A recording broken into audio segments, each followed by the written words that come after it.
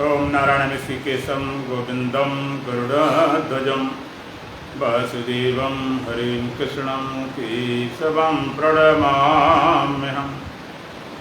वसुदेवसुतं देवं कंसचारूरमर्दनं देवकी परमानन्दं श्रीकृष्णं वन्दे जगद्गुरुम्। गुरुर्ब्रह्मा गुरुर्विष्णु गुरुर्देवो महेश्वरः गुरुर्साक्षात् परब्रह्म तस्मै श्री गुरवे नमः। ओम सहना भवतु सहना भुनक्तु सवीर्यं करवावहै तेजस्विनावधीतमस्तु मा विद्विषावहै। ओम शांति शांति शांति। दोबारा पढ़ो। श्री राम जय जय राम। श्री राम जय जय राम।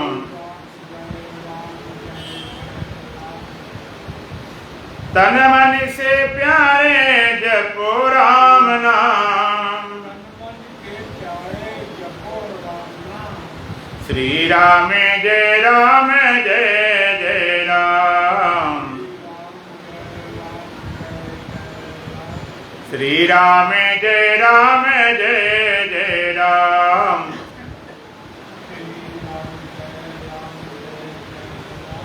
श्री राम जय जय राम। वेदों ने गाया पुराणों ने गाया।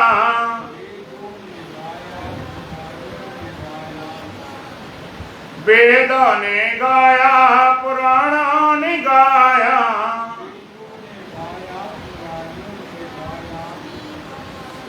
संतों ने गाया है छोटा सा नाम।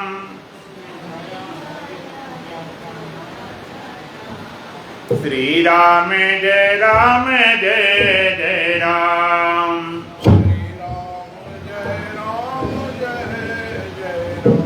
तन मन से प्यारे जपो राम नाम। श्री राम जय जय राम। श्री राम जय जय राम। श्वासों के मलकों की माला बनाकर।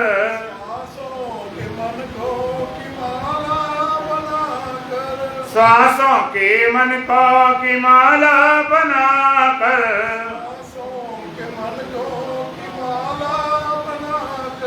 निस दिन जपो तुम सुबह और शाम।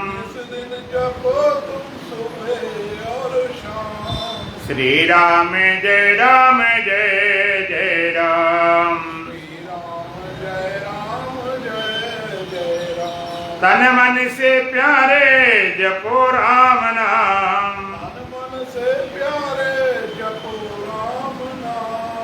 श्री राम जय जय राम।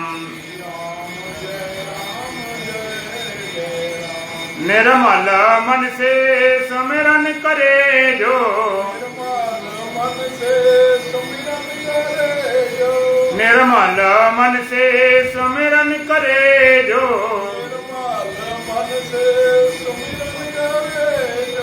अंत में पावे वही राम धाम। श्री राम जय जय राम। तन मन से प्यारे जपो राम नाम। श्री राम जय जय राम। बोलो सच्चिदानंद भगवान की, सतगुरुदेव महाराज की, सत सनातन धर्म की, बोल बांके बिहारी लाल की। अष्टावक्र महागीता प्रकरण संख्या 13, मंत्र संख्या 4। कर्म नैष्कर्म निर्बंध आसादेयस्त योगिनः। कर्म नैष्कर्म निर्बंध आसादेयस्त योगिनः। कर्म नैष्कर्म निर्बंध भावादेहस्त योगिनः। संयोग योगा विरह धामासे यथा सुखम्। संयोगा योग विरह धमासे यथा सुखम्। कर्म नैष्कर्म निर्बंध भावा देयस्ता योगिना। कर्म नैष्कर्म निर्बंध भावा देयस्ता योगिना। संयोगा योग विरहात् अहम आसे यथा सुखम। राय जनक इस शब्द का बार बार प्रयोग करते हैं। यथा सुखम आसे, मैं सुख पूर्वक स्थित, सुख पूर्वक हम अपने स्वरूप में स्थित हूं। कर्म नैष्कर्म, कर्म और अकर्म। एक होता कर्म, एक है अकर्म। कर्म है, अकर्म है और विकर्म है, निषिद्ध कर्म है, संचित है, प्रारब्ध है, क्रियामान है। कर्म और अकर्म। कर्म नैष्कर्म, कर्म और अकर्म निर्बंध। कर्म और अकर्म के बंधन से भाव संयुक्त हुआ। कर्म और अकर्म के बंधन से संयुक्त हुआ स्वभाव वाला, जो कर्म और नैष्कर्म के बंधन से संयुक्त हुआ स्वभाव वाला देहस्थ योगिना। जो योगी देहस्थ है, देह में स्थित है, जो देह को पकड़े बैठा है, देहस्थ योगिना। जो हठ योगी है, देहस्थ योगिना, जो देह में स्थित योगी है, हठ योगी है, वो भी कर्म और अकर्म के बंधन से संयुक्त स्वभाव वाले। जो देहस्थ योगी हैं, कर्म और निष्कर्म के बंधन से संयुक्त स्वभाव वाले, अर्थात उनसे वो जुड़े हुए हैं। लेकिन राजन कहते अहम, अहम मैं संयोगायोग विरहात, संयोग और वियोग से अलग होकर। जो शरीर का संयोग होता है, वियोग होता है, इस संयोग और वियोग से पृथक होकर यथा सुखम आसे, मैं सुखपूर्वक स्थित हूं। इस शरीर का संयोग होता है, वियोग होता है, इससे पृथक, अर्थात ना हम शरीर को संभालना चाहते हैं, संयोग करना चाहते, ना वियोग करना चाहते, ना पकड़ है ना छूट। ऐसा प्रश्न जानकर अहम यथा सुखम आसे, मैं सुखपूर्वक स्थित हूं। देहस्थ योगिना,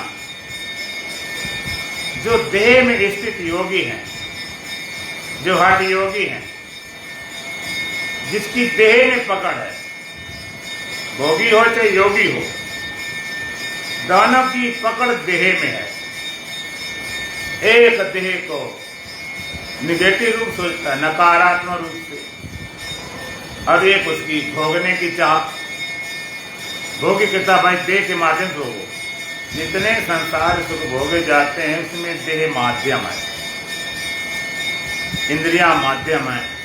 और एक बात और याद हमेशा रख लेना कि मोटे तौर पे कहा जाता है ये शरीर है, ये इंद्रियां हैं, ये मन है, ये बुद्धि है, ये चित्त है, ये अहंकार है।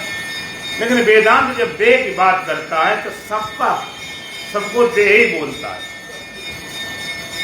शरीर भी तो देह, इंद्रियां भी देह, मन भी देह, बुद्धि सब देह। वो अलग बात कि शरीर स्थूल है,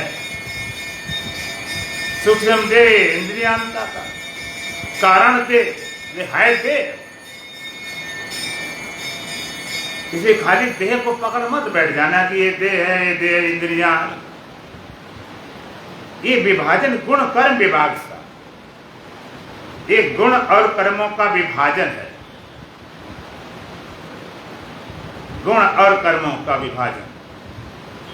चेतन तो सब में एक है जैसा। जहां तमोगुण है तो पदार्थ जैसा लग रहा, जहां रजोगुण है तो क्रिया हो रही है, प्रवृत्ति लग रही है, और जहां सत्वगुण हो है वहां पर ज्ञान।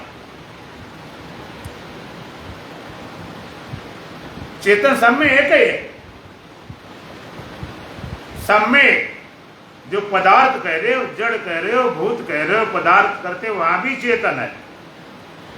क्योंकि तमोगुण है इसलिए वो पदार्थ रूप में लग रहा है, ये दृश्य देह आदि के रूप में लग रहा है तमोगुण। जैसे स्थूल शरीर तमोगुण से बना हुआ पदार्थ रूप में, और जहाँ रजोगुण होता तहाँ क्रिया लग रही है, प्रवृत्ति लग रही है। जैसे प्राण और पंच कर्मेंद्रियां ये रजोगुण का कार्य है, वहां पर क्रिया हो रही है, प्रवृत्ति हो रही है। तमोगुण पदार्थ वहां कुछ भी क्रिया प्रतिक्रिया नहीं, पड़ा जो कहते हो, चाहे संसार पदार्थ हो चाहे शरीर हो। और रजोगुण जहां पर प्रवृत्ति हो रही, वहां क्रिया हो रही प्राण कर्मेंद्रियों से, वहां रजोगुण है तो वही चेतन तत्व वहां पर भी है, लेकिन वहां क्रिया रूप से प्रकट है। और वही चेतन तत्व जहां इंद्रियां सत्वगुण है तो वहां से ज्ञान रूप से प्रकट है। इनसे ज्ञान होता, ज्ञान इंद्रिय आंख से रूप देखा, कान से शब्द सुना, त्वचा से स्पर्श हुआ, रसना से रस लिया, नासिका से गंध ग्रहण कर। सत्वगुण चेतन तत्व में जहां सत्वगुण मिला हुआ है वहां पर ज्ञान हो रहा। शुद्ध सत्वगुण अंतःकरण, वहां पर अंतःकरण शुद्ध सत्वगुण है, वहां पर और सूक्ष्म ज्ञान होता है। लेकिन चेतन सब में एक ही है। ये विभाजन चेतन का नहीं, आत्मा का नहीं, विभाजन कर्मों गुणों का है, गुणों का प्रभाव है। सत्वगुण, रजोगुण, तमोगुण, पदार्थ, क्रिया और ज्ञान। इसलिए आत्मा को न तो हम पदार्थ रूप कह सकते हैं, न क्रिया रूप कह सकते हैं, न ज्ञान रूप कह सकते हैं। आत्मा सिर्फ चेतन, वो पदार्थ भी नहीं, क्रिया भी नहीं, ज्ञान भी नहीं। ज्ञान वहां पर जब अंतःकरण इंद्रियां मिली तो विशेष चेतन सिर्फ चेतन हुआ, जानना और ज्ञान किसी का और दूसरा नहीं, कौन जाने किसको जाने। ये सारा विभाजन गुणों का है। जैसे कोई पुत्र है, बेटा है, लड़का है, तो पूछा जाए कोई बच्चा पैदा होता है तो अकेला पति करता है कि अकेली पत्नी करती है कि दोनों के मिलने से होता है? दोनों मिलने से। अकेला पति भी नहीं कर सकता, नहीं पत्नी जरूरत नहीं पड़ती तो बच्चा पैदा कर ले। अकेले पत्नी नहीं कर पाती, नहीं तो बिना पति के बच्चे पैदा करते। दोनों के संयोग से, दोनों के मिलने से पुत्र का जन्म होता है। लेकिन मजेदार बात एक है कि दोनों के मिलने से दो तरह क्यों हो जाते हैं? कुछ तो माता जैसे हो गए, कुछ पिता जैसे हो गए। एक को आप लड़की बोलते, एक लड़का बोलते। एक मातृभाव को प्राप्त किया, एक पितृभाव को प्राप्त किया, और है दोनों में। आप जिसको लड़की बोलते हो उसमें माता है कि नहीं, और पिता भी है। बिना पिता के अगर माता पैदा कर लेती तो माता कर लेती, पिता जरूरत नहीं पड़ती। और जिसको आप लड़का कहते हो उसमें भी पिता है कि नहीं, और माता भी है। अगर माता न होती तो वो बाप अकेले पैदा कर ले। जो लड़की है जो माता जैसी है लेकिन उसमें पिता भी है, और जो बेटा है वो बाप जैसा है लेकिन उसमें माता भी है। दोनों में है। हाँ, और आश्चर्य की बात दोनों हैं, फिर दो तरह के हो गए। एक जैसे होना चाहिए तो माता जैसे हो या तो बाप जैसे हो। इसका क्या कारण है कि दोनों को मिलने से और दो तरह हो जाते हैं, कुछ माता जैसे कुछ पिता जैसे। कारण क्या है? असल में दोनों के मिलने से ही बच्चे का जन्म होता है, लेकिन जहां पर पितृअंश विशेष है, जहां पिता का अंश ज्यादा है 50% से अधिक, और माता को कम परसेंट में है, उसको आपने बेटा बोल दिया, ये लड़का है। उसमें माता का अंश मान लीजिए 25 रह गया, पिता 75% हो गया, या और कुछ परसेंटेज कम ज्यादा भी होती, कम ज्यादा होती। कभी कभी आप देखा लड़का होता है तो लड़का, लेकिन उसके हाल चाल ढाल लड़कियों जैसे हो जाते, क्योंकि वहां पर पिता का अंश बहुत ज्यादा नहीं, थोड़ा सा ज्यादा है। और कहीं लड़की होती है उसमें माता का अंश है ज्यादा, पिता कम, लेकिन बहुत ज्यादा नहीं, थोड़ा फर्क, इसलिए वो लड़कों जैसी लगती है। और दोनों के बराबर हो जाएं तो नेटर हो गया, हिजड़ा बनता है। तो कहने का मतलब, आप जिसको लड़की कहते हो उसमें भी माता पिता हैं, जिसको लड़का कहते हो उसको माता पिता हैं, लेकिन एक लड़की बिल्कुल माता जैसी, पिता लगते नहीं, उसमें कहीं हाया होगा भी, लेकिन है। और जो लड़का है वो पिता जैसा है, माता बिल्कुल नहीं लगती, फिर भी उसमें है। खाली वहां पर परसेंटेज का प्रभाव है, अंश का प्रभाव है, ज्यादा अंश कम अंश है, दोनों में। इसी तरह से जिसको आप आत्मा कहते हो, चेतन कहते हो, एक आप जगत पदार्थ कहते हो, आप संसार कहते हो, जड़ है, पदार्थ है, वहां भी चेतन है। और जिसको कहते हो ना दृष्टा है, वहां भी जड़ है, जड़ का थोड़ा मिला हुआ। जिसको आप पदार्थ कहते हो वहां चेतन नहीं है क्या? बिना चेतन की सत्ता से पदार्थ सत्ता हो सकती है क्या? है बना, वहां पर जो है बना है। अच्छा चलो, जिंदा नहीं कहते, जिंदा नहीं मुर्दा है, जिंदा नहीं है मुर्दा है, लेकिन है पने को मिटा सकते हो आप क्या? जिंदा नहीं मुर्दा है तो मुर्दा को जला दिया, शरीर नहीं तो हड्डियां हैं, राख है। जो है बना वहां पर भी है, वो चेतन का। और जिसको आप दृष्टा कहते हो, ये दृष्टा है, वहां भी दृश्य का थोड़ा अंश है। बिना दृश्य के लिए दृष्टा नहीं हो सकता। आत्मा में दृष्टा पने का भाव तभी तक है, थोड़ा दृश्य है, थोड़ी बुद्धि है, थोड़ी प्रज्ञा है। भगवान कहते प्रज्ञा मात्र, थोड़ी सी प्रज्ञा कारण वो दृष्टा कहलाता। चेतन दोनों जगह एक है जैसा, एक जगह पदार्थ जैसा लग रहा है, एक जगह दृष्टा जैसा लग रहा है, खाली गुणों का प्रभाव है। गुण कम ज्यादा कौन कौन से हैं, इसलिए गुण का विभाग है। चेतन अविभाज्य है, अखंड है। तो यहां पर राय जनक कहते हैं देहस्थ योगिना, जो योगी देहस्थ है, देह को पकड़े बैठा है, देह में स्थित है,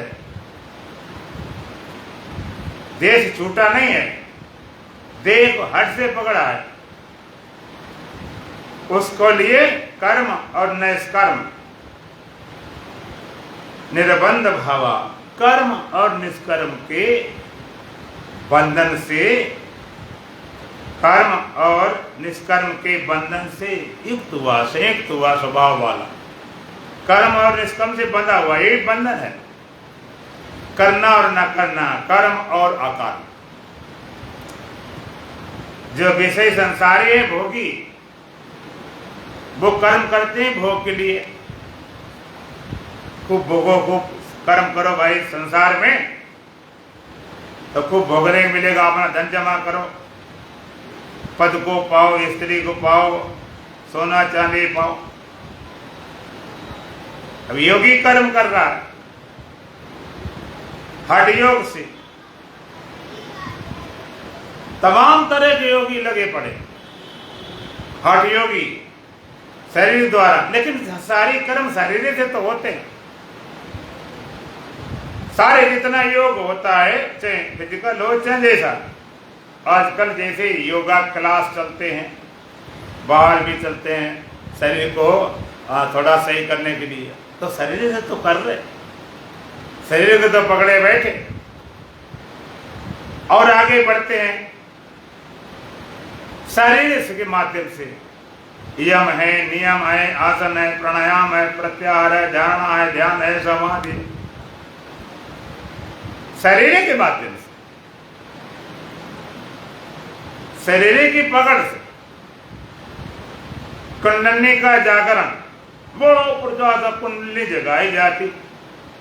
यद्यपि हम लोग ये सब करते हैं, जानते हैं, करा सकते हैं, लेकिन आगे बढ़ने से इनकी पकड़ रह गई तो फिर इसमें भी अटक जाओगे। फल के कारण फूली बन रहा है और फल लगने से फूल बिलाए, ज्ञान कारण कर्माभ्यास और ज्ञान भय से कर्म का नाश। हमने कहते साधना ना करो, फल के कारण फूल ही बन रहा है। वनस्पतियों में फूल लगते हैं, फल के लिए लगते हैं। अब करेला देख लो, तोरी देख लो, घिया देख लो, कद्दू देख लो, सब में पहले फूल आते हैं, बाद में फल लगते हैं। कद्दू में तुमने खूब देखा, पहले उसमें फूल लगते हैं और फिर फल आते हैं। अब फूल दो तरह के होते हैं, एक सच्चे फूल, एक झूठे फूल। सच्चे फूल, झूठे फूल क्या पहचान है? कहते जो झूठा फूल होता तो बड़ा और समय भी अधिक समय तक वो रहता है, बढ़िया सुंदर। और एक सच्चा फूल, जो फूल लगते ही पीछे से फल लगना शुरू होता है। उसमें से फूल निकला और जैसे फूल निकला तो पीछे से फूल के पीछे फल लग जाता, और जब फल लग जाता है तो फल जब बढ़ने लगता है तो फूल फिर कुमलाने लगता है, और फल बड़ा हो गया, फूल सूख के नीचे गिर जाता। और झूठे फूल होते हैं, रहते बहुत अधिक, लेकिन वो फूले रहते हैं, उनमें फल कभी नहीं आते, इसलिए उनको झूठा फूल बोला जाता। तो फल के कारण फूल ही बन रहा है, फल लगने से फूल बिला। जब फूल में फल आता है तो फूल बिला जाएगा। और कोई कहे पेड़ कहे बड़ा गड़बड़ हो गया, मेरी सुंदरता चली गई, मेरी सुगंधी चली गई, हाय मेरे फूल मिट गए। अरे पागल, फूल का मिट गए, फल लग गया। फूल मिटने चिंता क्यों कर रहा? फल लगा, फल, और फल के लिए ही फूल निकला था। जो फूल निकला था फूलने के लिए नहीं निकला था। अच्छा, ऐसे पेड़ में खाली फूले लगे और फल लगे नहीं, तब का ऐसे पेड़ पसंद करोगे? क्या करोगे? उठा उगाड़ फेंकोगे। वो अलग बात है जो केवल फूल के लिए लगाए जाते, वो तो अलग बात होगी। बेला, चमेली और गुलाब, वो तो अलग बात होगी। लेकिन जो किसान करता है फल के लिए, अगर फल खाली फूल लगे हों तो फेंक दो का। फूल लगना अच्छी बात है, लेकिन जब फूल फल आता है तो फूल खो जाता है, लगा ही इसलिए खोने दो। इसी तरह ज्ञान कारण कर्माभ्यास, जितनी साधनाएं ज्ञान के लिए होती, कोई साधना को हम इनकार नहीं करते, लेकिन जब ज्ञान रूपी फल लगेगा तो ये फूल सूखने दो, ये सूखेगा ही। और पेड़ के नहीं हम तो फूल नहीं सूखने देंगे तो फल ही तुम्हारा गायब, तो फल से चूक जाओगे। तो सारी साधनाएं होती हैं ज्ञान से पहले, ज्ञान के लिए। लेकिन ज्ञान आने पर, ज्ञान होने पर ये सारी साधना गई, उसी पकड़ के बैठ जाए, हट करके बैठ जाए। कुंडलिनी जागरण, कुंडलिनी जागरण हम पूरी इस पर व्याख्या कर सकते हैं, घंटा 2 घंटा समझा सकते हैं, और आपको तो जगा भी सकते हैं। लेकिन ये कुंडलिनी है तो तुम्हारे शरीर तक सीमित। कुंडलिनी जागे नहीं जागे तो नित्य जागता है। योग संभाले लो, संभाले लो। इसलिए हमारे संत कहते योगी रोगी भक्त बाबरो पंडित पूत निखट्टू, और कर्मकांडी ऐसे जोले ज्यों सराय का टट्टू। योगी रोगी, योग के तो रोग लगे रहता, कोई न कोई लोग, कोई को रोग पकड़े रहता, कभी शरीर ठीक नहीं, कभी मन शांत नहीं। तो हठ योगी कर्म और अकर्म के बंधन से संयुक्त स्वभाव वाला है। क्या करना क्या नहीं करना, संसारी कर्म करता है कि जिसमें भोगना को खूब मिले, तुम संसार भोगो, ऐसे कर्म करो। क्या बैठे बैठे आगे हर कुछ करोगे तभी तो मिलेगा। जी जान कमाओ, कोठी बनाओ, धन कमाओ, गाड़ी लाओ, शादी करो, बच्चे करो, सारा तमाशा करो, योग की तरह ध्यान करो, योग करो, आसन करो, प्राणायाम करो, लगा रहती जिससे। इसलिए हमारे यहाँ पर समाधि को भी स्वरूप को जानने का साधन माना गया, अन्यथा समाधि भी बंधन है। एक जगह अष्टावक्र महाराज बोले भी थे, निसंगा निष्क्रियोसी त्वं स्वयं प्रकाशो निरंजना, ऐ में बीते बंदा समाधि मन तिष्ठसि। यही तेरा बंधन है कि तू समाधि लगा रहा है, यही तेरा बंधन है कि समाधि लगा रहा। समाधि को लगाकर अपने को ठीक करता है। अच्छा, अगर निसंगा तो निसंग है, असंग है, निष्क्रिय क्रिया रहित है, निष्कलम निष्क्रियम शांतम।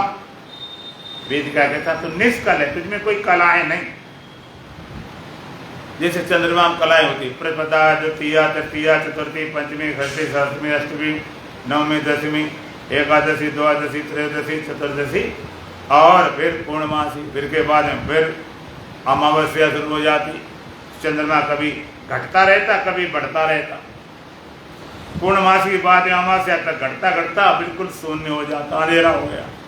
उसके बाद फिर बढ़ते बढ़ते पूर्णमासी तक फिर पूरा हो गया।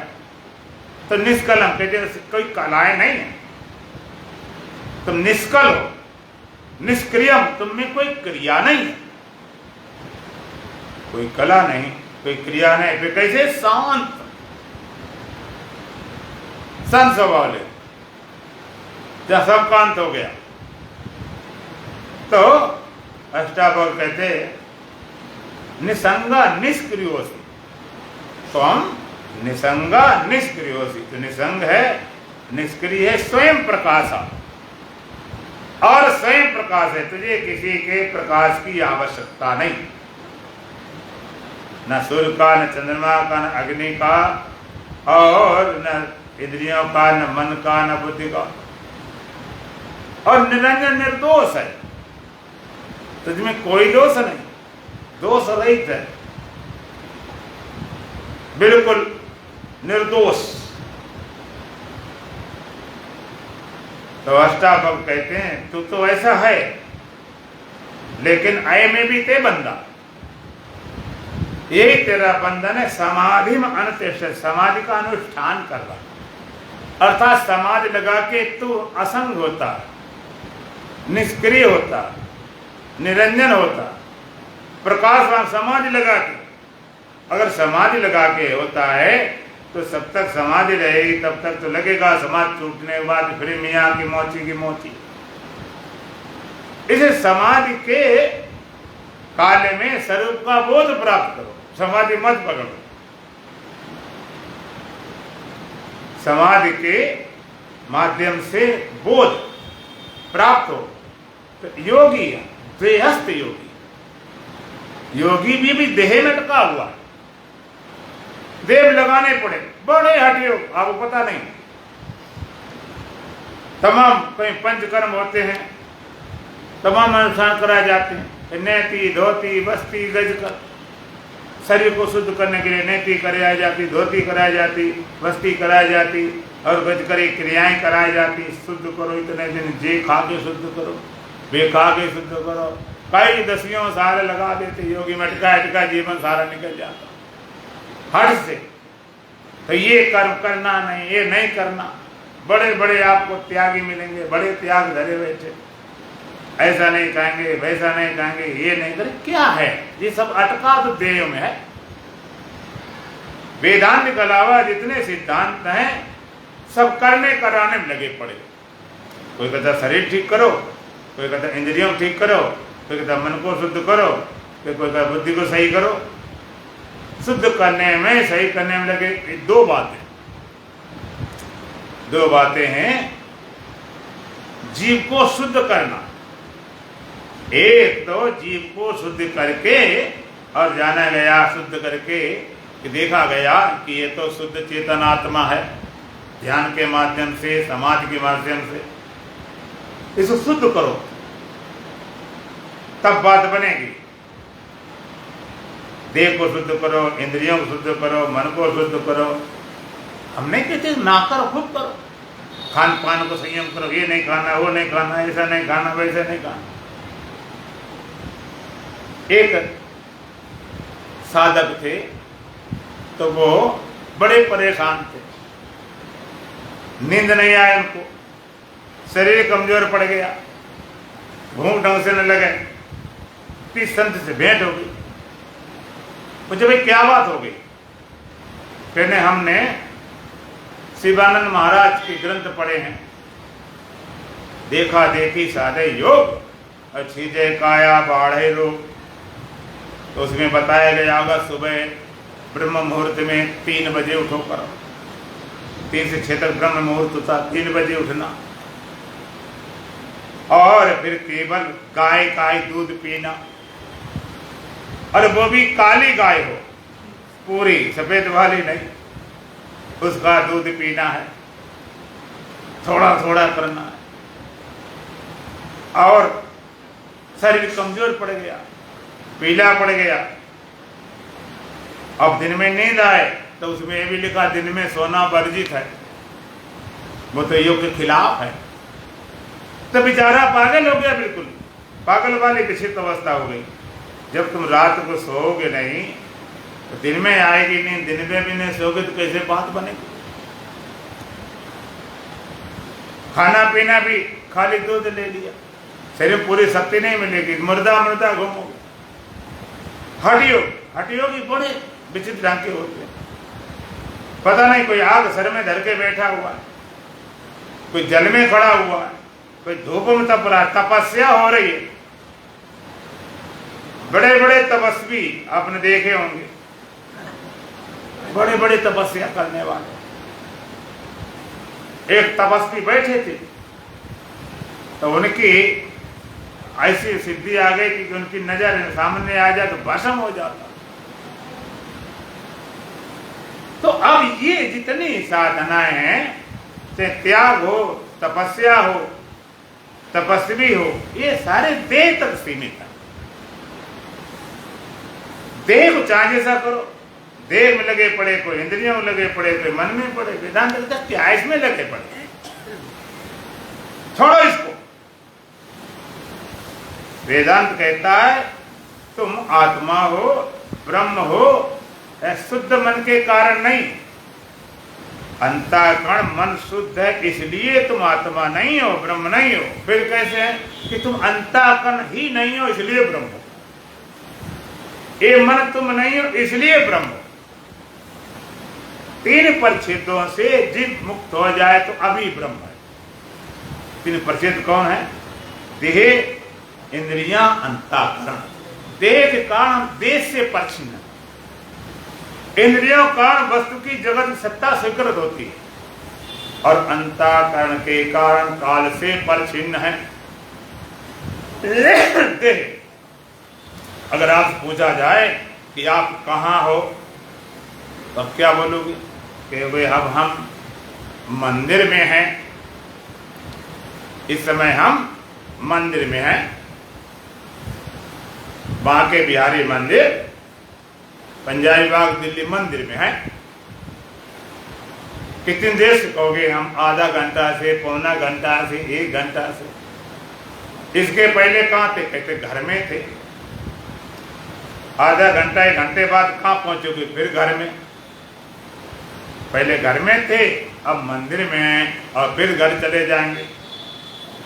और तुम्हें ये पक्का हो जाए कि देह हम नहीं है, ये क्लियर कन्फर्म हो गया, देह ही हम नहीं है, तो आप मंदिर में होगे कि घर में होगे? कहाँ होगे? बोलो। हाँ, कैसे मर जाएंगे कहाँ? देह नहीं होंगे तो हम ही होंगे, फिर क्या? फिर सर्वत्र होंगे। देह कारण यहाँ लिए बैठे, देह कारण सीमित है एक स्थान पर, देह नहीं तो हम सर्वव्यापी। देह पकड़ इसलिए यहाँ है, यहाँ है, वहां देह नहीं, यहाँ वहां कहाँ होता। और इंद्रियों कारण वस्तु की सत्ता स्वीकृत होती। जगत पदार्थ सत्ता इंद्रियों कारण। इंद्रियां हटा के बताओ कहाँ पर जगत है? आंख देख रहे हैं, आंख पूरी बंद करें, अब बताओ जगत कहाँ है? मैं आंख बंद की, क्या जगत दिखाई नहीं पड़ता? लेकिन सुनाई पड़ता, आवाजें आ रही थी पंखा की, कहीं और की, इधर उधर की, इसे जगह लग रहा है, तो कान भी बंद करते हैं। बिल्कुल साउंड प्रूफ जगह में ले गए, सुनाई भी कुछ नहीं पड़ता, दिखाई नहीं पड़ता हमें। अब सब शरीर में स्पर्श होता है, ठंडी हवा, गर्म हवा, कोमल कठोरता, कपड़े पहने बैठे, इससे लग रहा कुछ है पड़ा, वो भी बंद कर दिया, सचा इंद्रिय शून्य कर दी। अब दिखाई नहीं पड़ता, सुनाई नहीं पड़ता, स्पर्श नहीं होता। हम बताओ क्या? तुम जरा टटोल देख लेते हैं कि आम है कि सेब है कि खरबूजा है कि तरबूज है, टटोल के भी बताया जा सकता है कि हाथ है कि उंगली है कि टांग है, और वो भी शून्य कर दिया। अब थोड़ी बहुत नाक से गंध पता चल जाए, भाई कोई चीज सुगंध, बेला है, गुलाब है, लेकिन पांचों इंद्रियां तुम्हारी खत्म कर दी। अब बताओ, अब संसार क्या है? अब है कि नहीं है? अब आप ये भी नहीं कह सकते है कि नहीं। जैसे आप जब आंख बंद करते तुम्हें अंधेरा नजर आता है, तो आपको लगता होगा कि अंधे को क्या नजर आता है? अंधा आंख खोले या बंद करे, उसे क्या नजर आता है? गलत बात। उसे अंधेरा भी नजर नहीं आता क्योंकि उसकी आंखें नहीं, अंधेरा भी नहीं देख सकता। अंधेरा भी देखने के लिए आंख चाहिए, अंधेरा भी नहीं बचा, तो आप ये भी नहीं कह सकते कुछ है कि नहीं है। ये जगत सब इंद्रियों के माध्यम से खड़ा हुआ। इंद्रियां हटाएं, जगत गया। इंद्रियां हटते जगत कुछ नहीं बचा, जगत बचा ही नहीं। आप कहोगे फिर मन खड़ा कर लेता है, मन खड़ा, मन को हटाया, आप बताओ कहां जगत?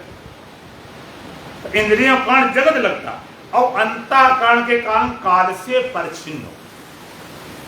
अभी कैसे कहते जागे बैठे और रात में 10-11 बजे कहते हम सो जाते हैं, उसमें सोए थे, फिर सपना देखे थे, अब हम जागे हैं। कभी आप जागने वाले होते हो, कभी सपना वाले होते हो, कभी नींद वाले होते हो, कभी जागे हो, कभी सपना देख रहे हो, कभी नींद देख रहे हो। पूछा तुम कैसे हो? कि महाराज अब तो हम जाग गए। पहले हम सो रहे थे, अब हम जागे हैं। लोग फोन से पूछते कैसे हो? ठीक हूं। मन कैसा है? मैं प्रसन्न हूं, सब कुछ बढ़िया है, सब कुछ ठीक ठाक है। पूछा जाता था, बताते कि ऐसे हैं, वैसे हैं, ठीक हैं, या आज थोड़ा सा तकलीफ है, आज थोड़ा सा दर्द हो रहा है, आज मन थोड़ा दुखी है, परेशान है, अशांत है, शांत है। और ये अंतःकरण ही तुम नहीं हो, एक में पक्का हो गया। अब बताओ, तुम जागे हो कि सोए हो, कि सुखी हो कि दुखी हो, कि शांत हो अशांत हो, कैसे हो? बोलो। अब कह दो हम तो हैं, खाली कैसे कोई से खत्म बात,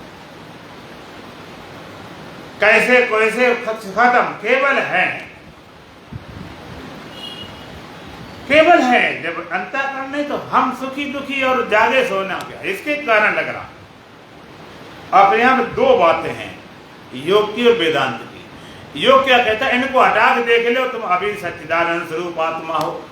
देह इंद्रियां उतार दो, अभी अभी तुम शुद्ध सच्चिदानंद स्वरूप हो। योग कुछ देर के लिए मुक्ति कराता, ध्यान में गए, समाधि में गए, जितनी देर उतार के रहे उतने देर तुम शुद्ध सच्चिदानंद आत्मा लगे। और वेदांत कहता है उतारना हटाना क्या, इनको मिथ्या जानो, इनको मिथ्या जान जाओ, हटाने की भी जरूरत नहीं।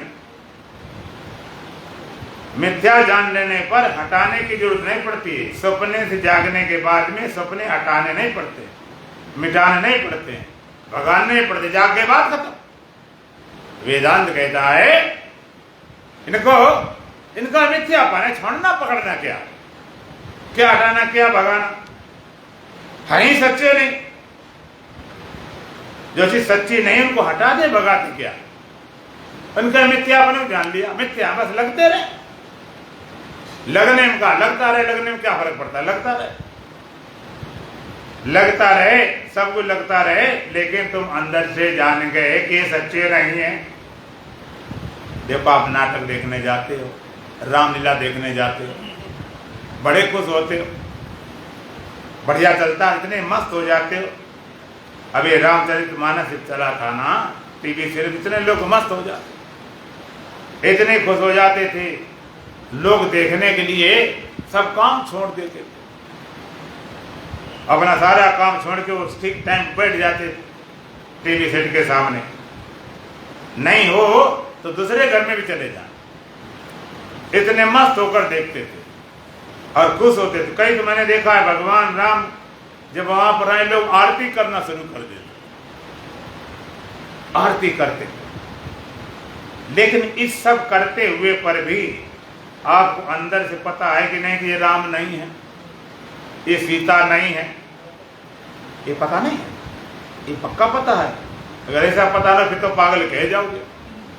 आनंद खूब लेते हो, हमने कहते आनंद लेते हो, मस्ती कर, सब कुछ करते हुए अंदर से पता है कि है तो नाटक है तो खेल, और खेल को सच्चा माने तो गड़बड़ हो गया, खेल को सच्चा माने तो गड़बड़ हो गया। एक जगह रामलीला हो रही, और रामलीला में क्या था कि जो रावण बना हुआ था और राम बने थे, तो धनुष भंग की चल रही थी लीला, और रावण किसी कारण से कमेटी वालों से परेशान था, दुखी था, चिड़ा हुआ था, जिद में था। तो राम का धनुष भंग करना था और रावण आया, उसने धनुष तोड़ दिया। क्यों? वो बनना चाहता था, राम उसे बनाया नहीं गया, तो क्रोध में था, उसने आके धनुष तोड़ दिया, धनुष तोड़ दिया। वो व्यवस्था के लोग थे, कहे नहीं कोई नहीं, ये नकली वाला धनुष है, इसने तोड़ दिया, असली वाले राव राम तोड़ेंगे। वो कहता लाओ असली नकली सब तोड़ दे। अब लीला को भूल गया, लीला भूल गया। हमने तेरे जगह देखा था, एक चल रहा था, कोई वीडियो दिखा रहे थे कि हनुमान उनका युद्ध होता था, वो लड़ते लड़ते एकदम गुस्सा हमारे क्रोध में इतने भयंकर लड़ा, हुई गदा लग गया, मुकुट लग गया, घुमार उठावा होने लगी उसके ऊपर। तो लीला को हम लीला जानकर मजा लेते हैं, मस्ती लेते, अंदर से जानते रहते हैं है तो लीला, आनंद लेते हैं, पैसा करके जाते फिल्में देखते हैं, खूब पता होता है फिर भी अपना मजा लेते हैं, आनंद लेते हैं लीला को समझकर। लेकिन लीला को सच्चा समझे तो गड़बड़। एक जगह पर एक पति पत्नी थे, पत्नी बेचारे गरीब लोग थे और पत्नी को आभूषण की बड़ी शौक थी कि हमारे सोने के लाओ, कुंडल लाओ, नथनी लाओ, एक फलाना लाओ। अब बेचारा वो कहाँ से लाओ है, बड़ा दुखी परेशान। उसके गुरुजी थे, गुरुजी को समस्या बता ऐसे ऐसे है, थे क्यों परेशान होते, बाजार में चले जाओ। अरे 5-10 हजार कितना मिल जाएगा आभूषण जो करोड़ों को मिलता है। ये बात ठीक, तो 5-10 हजार में सारे लेकर आए, बढ़िया वाला आर्टिफिशियल। और उसने कौन कभी देखा था असली सोना क्या होता है, लेकर गया। वो नकली वाला ज्यादा चमकता हो, ज्यादा पौधे ढंग से करी होती। देखा, वो भी बड़ी खुश हो गई कि देख यहाँ पर 50 लाख रुपया पूरे उधार लेकर आया हूं, जिंदगी भर नहीं उधर पाएंगे, संभाल रखना, हमारा टूटा फूटा घर है, चोर चार है बेचारी, संभाल रखते रहे कि कोई नजर न पड़ जाए। एक बार किसी शादी ब्याह था, आखिर कब तक रखे, अगर कोई देखा ही नहीं तो क्या हो। वहां पहन के पहुंच गई, चोरों को नजर पड़ गई, चोरों सोचा है तो माल बहुत कीमती है और घर भी टूटा फूटा, चोर भी नकली फंस गए। रात को आए और सारा माल उठा के ले गए। सुबह उठी, देखा माल गायब, अलमारी टूटी फूटी पड़ी। अब वो घबरा है, रोने लगी, बिला हाय मर गए, हाय मिट गए, इतने पैसे कहाँ से आएंगे, 50 लाख लग गए। तो रोए पीटे जाए सर, और घर वाला अपने बाहर देखा आराम से। वो गए, है तुम्हें पता, हम तो लुट गए, हम तो पिट गए, हमारा सारा चोर ले गए। वो कहा चुप रह, सोने दे।